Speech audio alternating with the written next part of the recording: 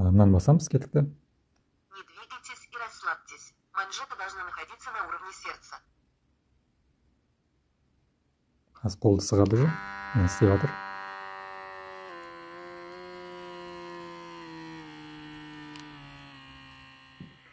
Саламатсыздар ма, қалдарыңыз қалай? Распаковка жасайын деп жатырмыз. Распаковка не ол десеңіздер, қазір көрсетемін. Бұл білекке арналған, мына жерге қоятын давление өлшейтін, яғни тонометр. Қытайдан заказ бердім. Яғни ол жерде 3 версиясы бар екен. Соның орысшасын таңдап алдық. Ағылшынша, қытайша и орысша варианты бар екен. Сол орысша вариантын таңдап алдық. Негізі коробканы келген, мен уже ашып қолданып көрдім бұны. Қазір сіздерге соны көрсетейін деп жатырмын да, қалай екен, қалай жұмыс жасайды екен. Егер заказ берем десеңіздер, осы видеоның астына телеграм қойып қоямын, сол телеграмға өтіп, сол жерден ссылкасын алсаңыздар болады товарға. Сол ссылканы басып, ары қарай заказ берсеңіздер болады. Тікелей сол Қытайдан. Бұның бағасы доставкасымен қосқан кезде 4,5 теңге болды. Өзінің бағасы 3,5 теңге, яғни сол Қытайдан алдырсаңыз. Доставкасынан 1000 теңге болды. Ашып көрсетейін. Осындай зат, сенсорный.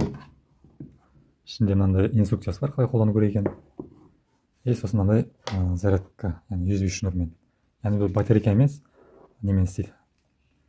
Осындай USB мен зарядтап қойасыз, заряд біткен кезде. Сосын ары қарай қолдана бересіз. Осындай зат ашылып, мына білекке салады. Қазір мен тағып көрсетейін, қалай өлшену керек. Осылай өлшейміз.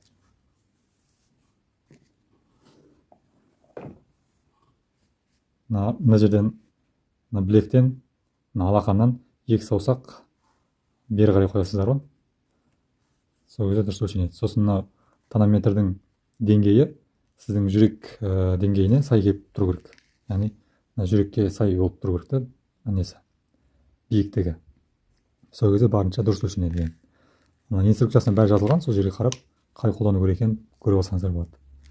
Бұны қалай қолдану керек? Бұны қолдану үшін мына жерінде, мына жанында несі болады, тетігі болады. Осыны қосу керек бірінші. Былай қосамыз. Осылай болып жанады, көрдіңіздер. Осы жерде зарядтайтын жер бар. Зарядкасы бітіп қалған кезде USB шнурмен кез келген зарядка жүйе қойып, зарядтасаңыздар болады. Болды, қазір қосылып тұр. Қазір енді өлшеп көреміз давлениені. Мынаны басамыз, кеттікті. Не двигайтесь и расслабьтесь. Манжета должна находиться на уровне сердца. Аз қолды сығады уже. Істеп жатыр.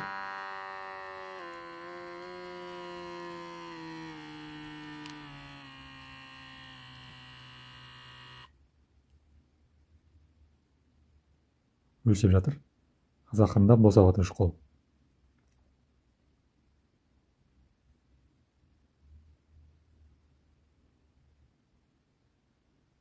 Мен өз давлением кішкене төмен жүреді.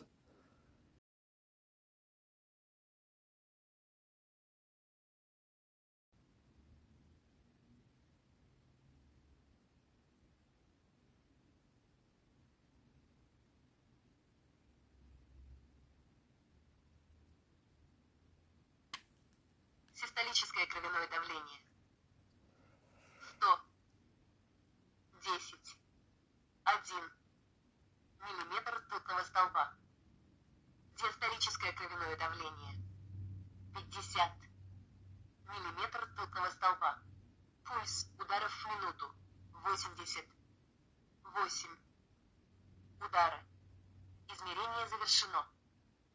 В соответствии со стандартами Всемирной организации здравоохранения, ваше кровяное давление – нормальное кровяное давление.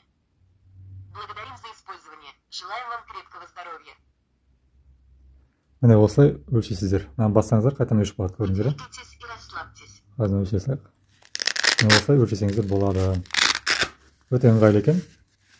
Қолдансаңыздар болады алып. Осындай тонометр кез келген үйде болу керек деп ойлаймын өзім. Сондықтан осындай тонометрді алып алыңыздар. Жаңа ссылкасын телеграмға қойып қойған, сол телеграмға өтіп, сол жерден заказ берсеңіздер болады. Өте ыңғайлы. Давленияның қанша болғанын, сосын жаңағы денсаулығыңыздың қандай жағдайда екенін айтып береді.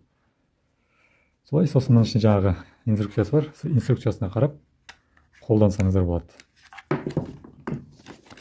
Инструкциясы бар өз қолдану жайында, инструкциясына қарап қолданып ары қарай істете берсеңіздер болады.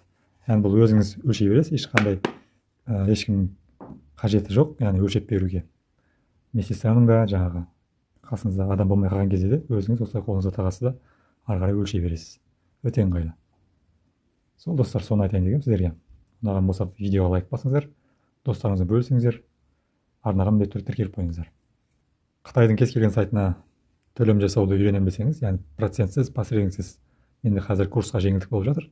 WhatsApp-қа жазсаңыздар, WhatsApp-та толық ақпарат беремін. Сау болыңыздар.